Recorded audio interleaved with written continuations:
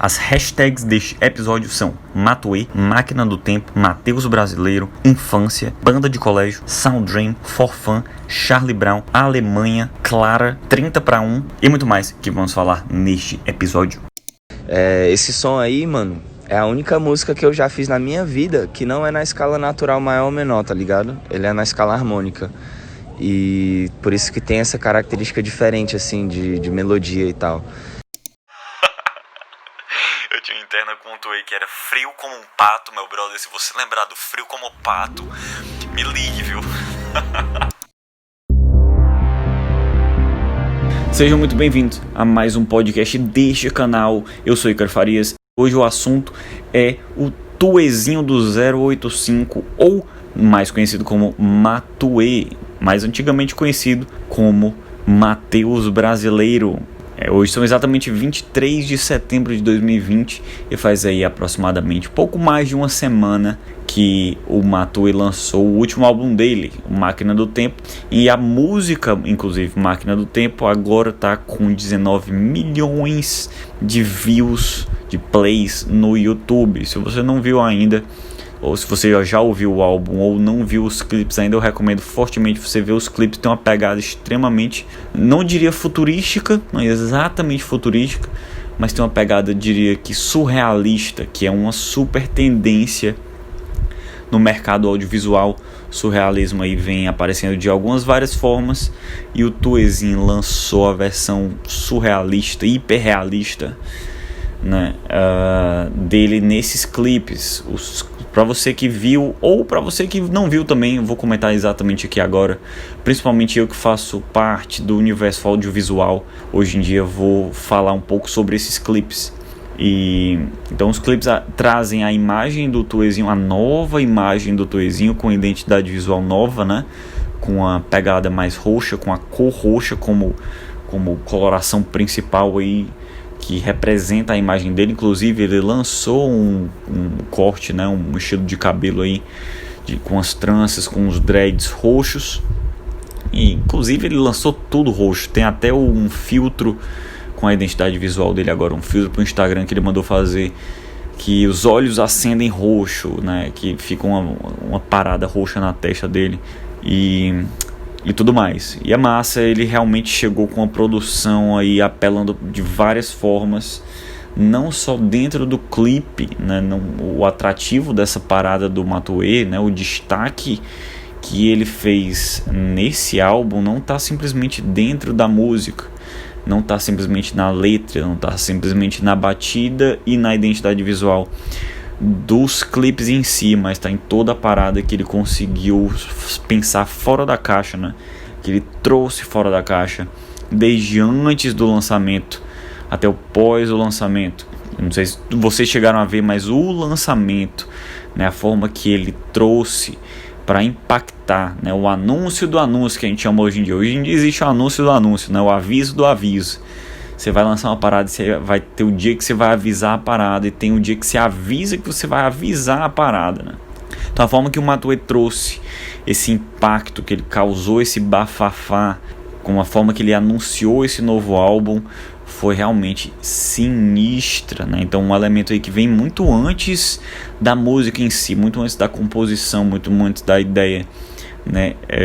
Ele mandou fazer uma pintura eu ouvi dizer que era de 35 metros de altura, num prédio, na fachada lateral de um prédio em São Paulo. Acredito que seja em São Paulo. Eu vi algumas pessoas publicando story marcando São Paulo, não tenho certeza disso, mas foi o que eu vi.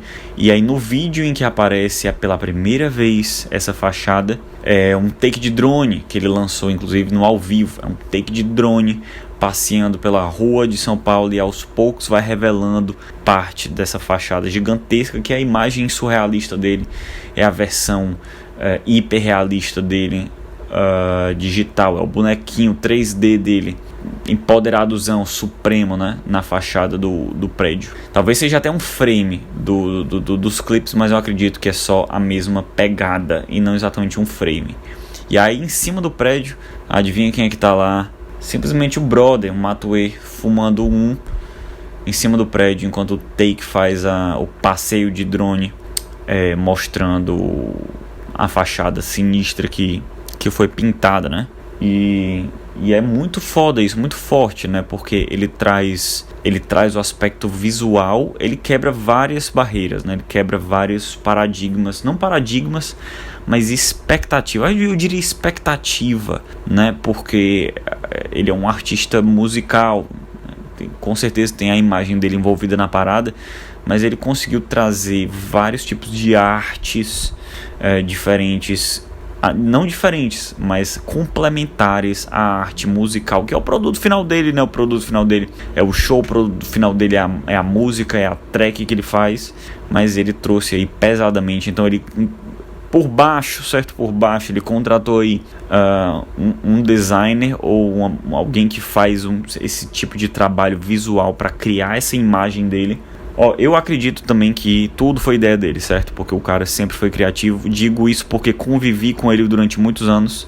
Vou falar sobre isso mais na frente. Ele sempre foi um cara muito criativo, então eu boto muita fé que tudo foi ideia dele, até porque ele está sempre se submetendo a status espirituais alterados, né, para dar esse suporte criativo, suporte psicológico na vibe dele, né, nas criações dele.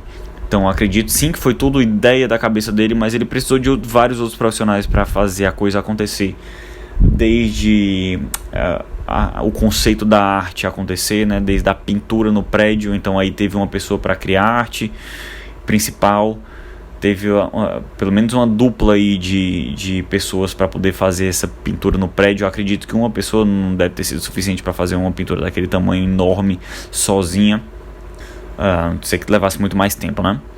E outra pessoa aí para fazer um filtro, porque ele lançou sim o filtro do Instagram, acabei de falar, né? Então provavelmente tem um brother aí para fazer isso, ou uma gata aí para fazer isso, e também outra pessoa, seja ele ou ela, que tenha feito, ou uma equipe, né? Não sei aí se foi uma pessoa ou uma equipe que fez os clipes dele, né? Digo a parte visual. Os clipes são em loop, né? Então é uma arte 3D em movimento, né? Uma cena que ela se repete, é uma cena, uma animação 3D que se repete em cada track. Ela tem, cada track do álbum novo, ela tem um contexto levemente diferente, né? Tem a mesma vibe, a mesma imagem dele, mas tem parece um momento diferente da história dele, né? Parece que é uma história.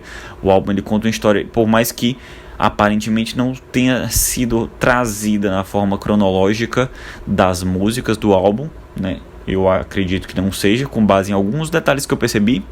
Até porque a primeira música do álbum, Cogolândia, aparece a imagem do Matuês tendo a cabeça aberta, né?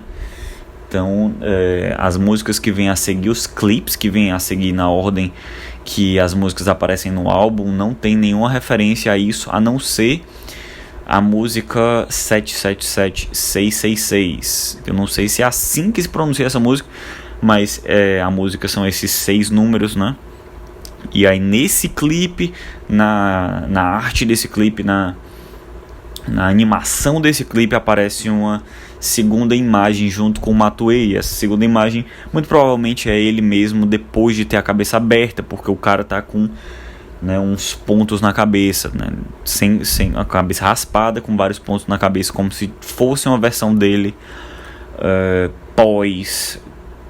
pós-genialidade ou pós-execução dele, né, a captura dele. Curioso também que nessa track 777666 é uma track em que tem tanto no clipe quanto na letra aparece muita dualidade, né? No primeiro estrofe da música ele traz a palavra cura, né? E ao final da primeira estrofe ele fala bad trip. Então, ao mesmo tempo, parece que existe um contexto de conflito e dualidade, até porque o clipe, a animação do clipe, a imagem do Tuezinho. Se você estiver escutando isso, meu brother, tô lhe chamando de Tuezinho agora. Em um combate, né? Então é um combate galáctico, ele tá no espaço, sentando a porrada e levando porrada também dessa segunda imagem, que aparentemente é a versão do próprio Tuezinho após ter sido capturado, né? Então aí a gente se pergunta qual é o original, e talvez a música fale um pouco disso, né? A música tem vários momentos, não só na primeira estrofe, como durante todo o corpo da música, vários momentos que mostram esse certo tipo de, não sei se conflito psicológico, mas a minha interpretação é de justamente dualidade, né? Desde o título da música até as palavras de oposição, palavras que se opõem, né, durante a letra da música. E particularmente minhas duas preferidas são essa e a própria Máquina do Tempo, né? Então, e aí, curiosamente, eu recebi um áudio essa semana. Aliás, semana passada eu recebi um áudio depois de ter gravado um story tocando a linha vocal dessa música 777666. No story, marquei o Tuezinho lá e ele finalmente respondeu, né? Fazia meses, acho que anos que ele não respondia um story meu. E aí finalmente ele respondeu e dizendo o seguinte: Eu achei chave o vídeo, hein, Leque? Só acompanhando a linha de voz, achei chave, velho. Ô, lindão, espero que esteja tudo bem aí com você, viu, mano? Tamo junto, viu? Saudade aí, mano, de te trombar aí no rolê. Esse som aí, mano, é a única música que eu já fiz na minha vida que não é na escala natural maior ou menor, tá ligado? Ele é na escala harmônica. E por isso que tem essa característica diferente, assim, de melodia e tal. É bem massa, mano. Foi um experimento, foi difícil de criar, tá ligado? Os softwares, atualmente, softwares de correção e tal, de pitch correction, mano, eles não lidam muito bem com escalas não convencionais, tá ligado? Então, bem louco, mano. Da hora que você pegou esse bizu aí, velho. Então, aí ele tá falando da track, né?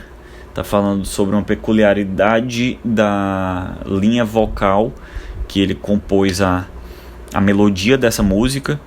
E eu não vou entrar em muitos detalhes aqui, porque com certeza eu manjo menos de harmonização melódica do que o próprio Tuê, do que o próprio Matuê. Então eu vou deixar aí para que ele compartilhe os insights ou as intenções dele com base nessa parada aí. Mas é muito curioso porque a maioria realmente, né, trazendo de forma extremamente superficial, a maioria das músicas é feita em escala maior. As músicas que são feitas em escala maior tendem a ser mais alegres, né? Tendem a ter uma vibe mais positiva, psicologicamente falando. As músicas em menor tendem a ser dramáticas. As músicas em escala harmônica, ela tem meio que uma mistura entre esse misticismo e essa alegria. Então tende a trazer aí um pouco dos dois mundos, mas com uma pegada muito especial da escala harmônica. Que ele respondeu story, sim. Então, pra quem, eu não sei se vocês estão por dentro da vida do Matuê, mas eu estive por muitos anos, né? Afinal a gente estudou no mesmo colégio aqui em Fortaleza, e não somente, mas a gente teve uma banda juntos por 5 ou 6 anos de banda, né? Ele é 2 anos mais novo que eu, 1 ano e meio mais novo, e ali por volta de 2006, eu acho, ele me chamou para a banda dele, né? Ele tinha uma banda. E aí eu entrei como baterista da banda e a gente formou a Sound Dream, né, que é uma mistura da palavra sound, em inglês é sonho, ou em inglês é som, com dream, que é sonho, então é como se fosse o som do sonho. E aí, então isso era lance de final do ensino fundamental, entrando no ensino médio, né, primeiro, segundo, terceiro ano. E aí a gente teve a Sound Dream, e o curioso é que ele era que escrevia as letras, né? Os dois mais participantes aí das composições era ele, que na época era chamado pelo próprio nome, Matheus Brasileiro, né? Sobrenome que é materno, né? Brasileiro, da mãe dele, Luciana Brasileiro, se eu não me engano. E a gente conviveu muito, a gente convivia praticamente, se não todo final de semana, se não todo dia, né, na hora do intervalo no colégio. Pelo menos a cada 15 dias aí, ou 3 semanas, a gente dava uma colada no estúdio com certeza era mais com uma maior frequência do que isso. A gente estava sempre no estúdio. Inclusive, se você jogar Sound Dream no YouTube, você vai ver muita coisa. Você vai ver muita coisa do Matue, muita coisa da gente. Não sei se você vai me reconhecer, porque diferente dele eu mudei muito, né? Acho que eu sou o único que usa barba grande da galera. Éramos 4. Eu, Ícaro, Matue como Matheus Brasileiro, Gabriel Pinheiro no baixo e no vocal, e Temi Macedo na guitarra e no vocal. Então éramos 4 na Sound Dream. E a gente tocava, a gente ganhava medalha de música praticamente todo ano no colégio com essa parada. Então jogue aí se você quiser pesquisar no YouTube depois. Ou se você já estiver vendo ou assistindo ou ouvindo esse podcast aqui pelo YouTube, os links vão estar todos na descrição aqui da Sound Dream. Todos os links que eu lembrar que tiver o Matue presente aí em algum vídeo, eu vou estar aqui marcando tudo aqui embaixo. Se você não estiver vendo pelo YouTube, ou se quiser ver depois, eu vou soletrar aqui Sound Dream para você poder pesquisar depois. É SOUN de nada, D de dado, REAM, Sound Dream, né? Se você perdeu aí a palavra soletrada, você lembre de som e sonho, som do sonho. Você traduz depois, você junta as palavras e joga no Google, joga no YouTube, que com certeza vai aparecer Nós na Fita. O que mais que eu posso falar aqui do Tue? Eu lembro, eu frequentemente passo o apartamento que ele morava aqui, o apartamento da mãe dele. Tive muitos momentos, inclusive assistimos American Pie no apartamento dele, assistimos o Exorcismo de Emily Rose no apartamento do Tue. Se ele por acaso chegar a ouvir esse podcast, eu tinha uma interna eu tinha uma interna com o Tue que era frio como um pato, meu brother. Se você lembrar do frio como pato, me ligue, viu? Então a gente passou por um episódio, inclusive cozinhando de madrugada no apartamento dele, passando frio lá. Lembro demais lembro de tudo, cara. Lembro de altas paradas, das músicas que ele me mostrava. Ele sempre foi um cara pra frente, sempre foi um cara que era muito bom no que se prestava a fazer, e ele já chegava mostrando a parada bem feita, entendeu? Ele trabalhava em silêncio, sempre trabalhou em silêncio. Se fosse no basquete, chegava aqui já mandando um drible sinistro de basquete. Ele sempre foi muito ativo do esporte e tudo mais. Então ele já chegava no skate mandando uma manobra de skate, né? Então chegava. Inclusive a música mais famosa da Sound Dream se chamava Is That All? Que a tradução é como se fosse uma pergunta: isso é tudo, né? A música ele perguntava se isso é tudo que você tinha. E essa música, inclusive, ele nos mostrou no aniversário dele, né? No apartamento dele. Inclusive tem vídeos perdidos no meu computador, no meu HD externo antigo. Com certeza vou procurar para ver se eu acho os takes desse dia, desse rolê. Ele chegou com a letra completamente pronta num caderninho, assim, ó, escrita à mão. Trouxe pra gente, disse assim, ó, essa é a nossa nova música. Tudo que a gente teve que fazer foi compor os instrumentos. Eu a bateria, eu Temi na guitarra, o Gabriel no baixo. Inclusive a gente se estressava muito com o Gabriel. Pô, Gabriel, você estressava pra caralho a gente, viu? Zoeira, bicho. E aí foi sucesso no colégio. Foi, inclusive, a música, né? Eu tenho um primo mais novo que estudou no mesmo colégio que a gente. O colégio era o Cristos Anexo. Ele não estudou só nesse colégio, né? Ele chegou a frequentar outros colégios também, mas onde a Sound Dream foi mais ativa foi no Cristos Anexo, que hoje se chama Cristos DT Dionísio Torres. Então, mesmo quando a gente já tinha saído, já não estava mais no Cristos. Eu tenho um primo mais novo que uma vez eu recebi um story dele chegando na sala de aula e a galera cantando em massa Is That All. Então a gente se apresentava no colégio, mas não somente. Na época a gente era muito fã do Forfã. Então Forfã era uma grande referência, influência. Forfã, Charlie Brown, de Bob um pouco. Então a gente tinha muita referência de ska, de reggae. Então a gente chegou inclusive a conhecer a galera do Forfã no próprio show do Forfã, porque a Sound Dream teve várias vezes a oportunidade de abrir os shows do Forfã aqui em Fortaleza. Eu acho que pelo menos umas 3 vezes. Eu acredito que foram 4 vezes, certo? Porque lembro que teve uma das vezes que o Forfã vinha junto com o Scratch na época, e eu lembro que teve um deles que furou, certo? Eu não lembro se foi Scratch, se foi Forfã. Eu acho que foi Forfã que furou e tocou só Scratch. Então foi inclusive a minha última apresentação ainda como parte da Sound Dream. Foi nesse show que Forfã e Scratch iam se apresentar no mesmo dia, na mesma noite, né? Na barraca Garota de Ipanema, aqui na Praia do Futuro de Fortaleza. Então, muita coisa, bicho. A gente viveu um histórico aí muito irado. E aí em 2009 eu decidi que precisava dar um tempo da banda, por conta do vestibular. Foi o meu ano de vestibular junto com o ano do guitarrista, né, o Temi. Nós dois fizemos vestibular na época, então eu não conseguia estudar, nunca fui um aluno nota 10, não era o cara que tocava o colégio tranquilamente. Eu precisava me esforçar muito, tinha déficit de atenção e tudo mais, então eu precisei me afastar da banda, me afastar da música para conseguir estudar para o vestibular. Assim eu fiz. Então a Sound Dream começou a se desmontar desde então.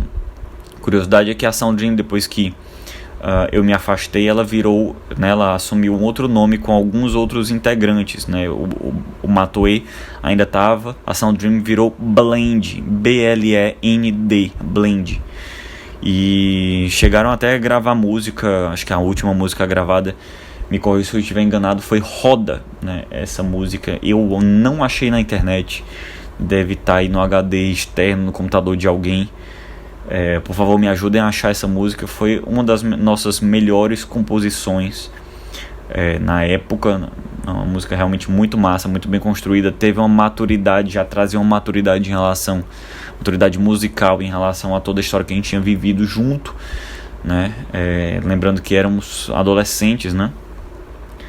Tentando fazer história, tentando aí na época trilhar um caminho semelhante ao do Forfã. E aí nos afastamos, né? A vida naturalmente afastou a gente. Continuamos amigos, sempre tivemos amigos em comum, mas perdi o contato aos poucos, fui perdendo esse contato com ele. E até a época que ele entrou na faculdade, não lembro exatamente o que era, se era publicidade, alguma coisa do tipo.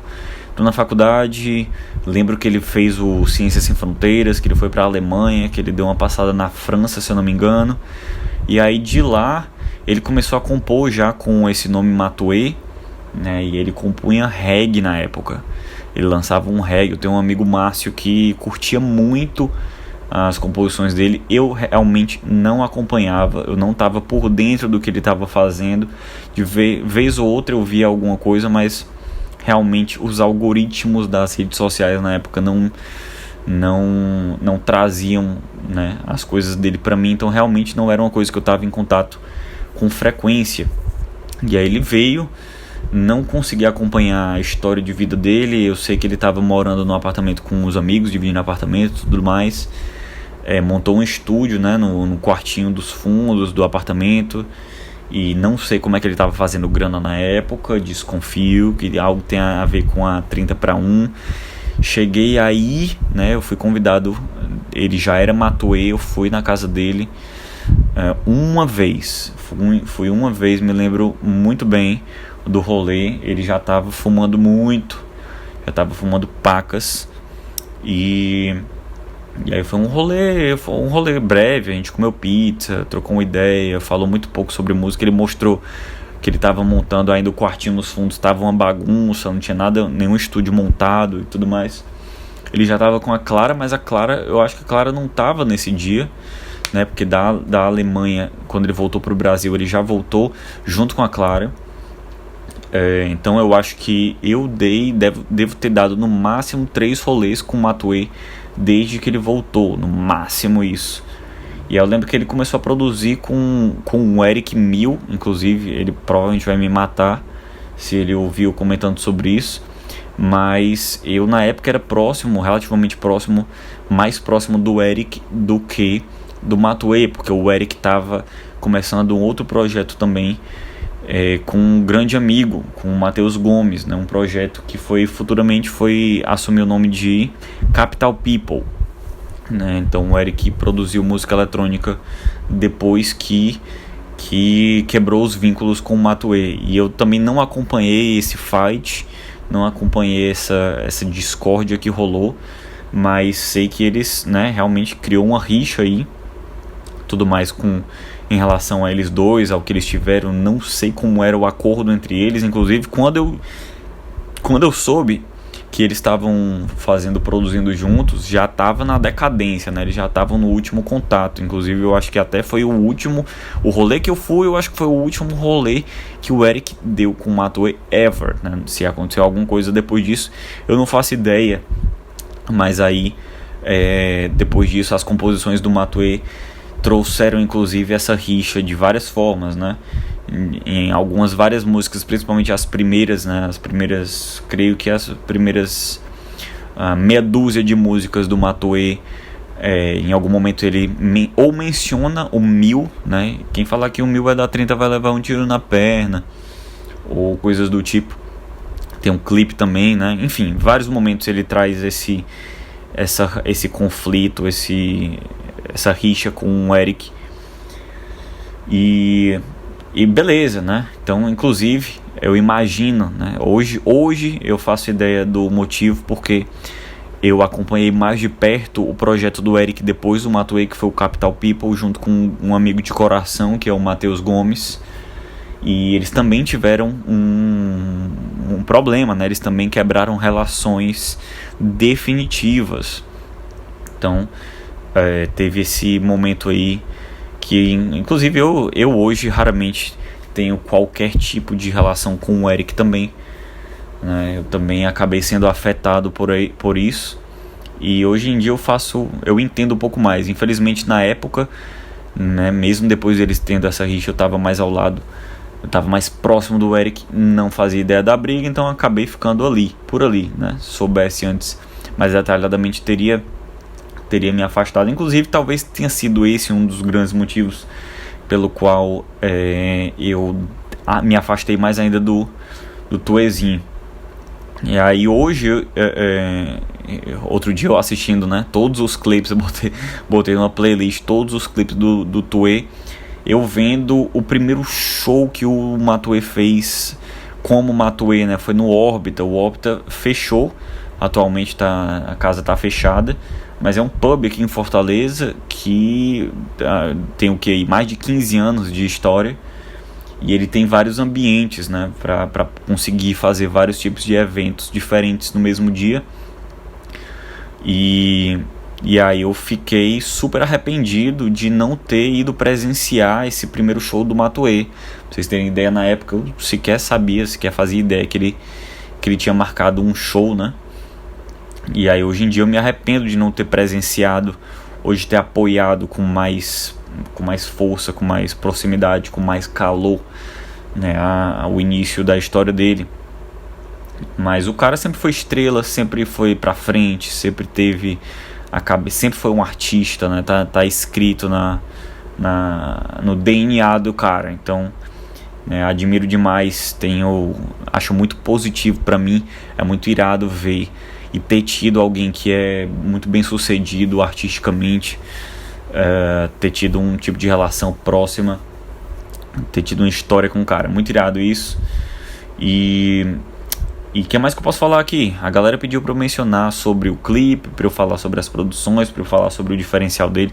Eu acho muito irado ele ter trazido essa imagem, né? Porque ele foi um investimento, ele percebeu uma oportunidade no nicho do trap, né? Antes ele fazia reggae, então ele foi do reggae pro trap.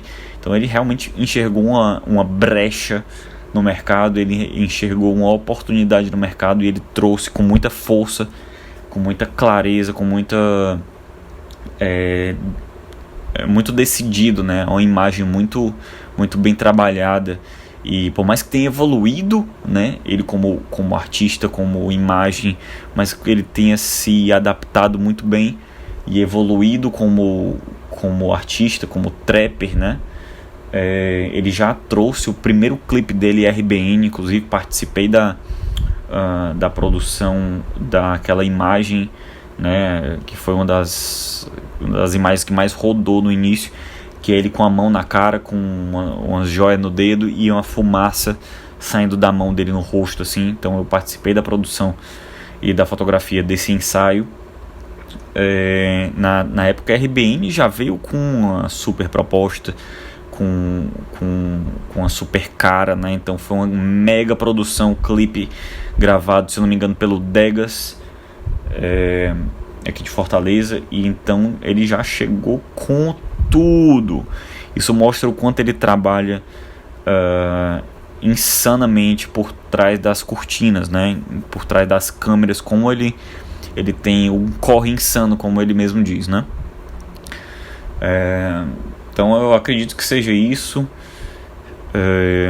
Se tiver mais algum detalhe, possivelmente trarei em um novo episódio. Me digam vocês, o que vocês acharam desse podcast, o que vocês acharam desse episódio, se vocês querem que eu traga mais algum detalhe, comente mais alguma coisa. Então sintam-se à vontade nos comentários, de preferência sem muito hate, né? Vamos trazer aí a colaboração da galera, vamos contribuir positivamente e tamo junto. Qualquer coisa, se você não assistiu, não está assistindo pelo YouTube, que acha nas redes sociais Ícaro Farias, seja pelo Twitter, seja pelo Instagram, seja pelo Facebook, e aí seja pelo próprio YouTube, né, indo pesquisar depois, que aí lá você vai achar este episódio e todos os links relacionados de todos os vídeos que eu mencionei aqui. E tamo junto, tenha um ótimo dia, uma ótima noite e até a próxima.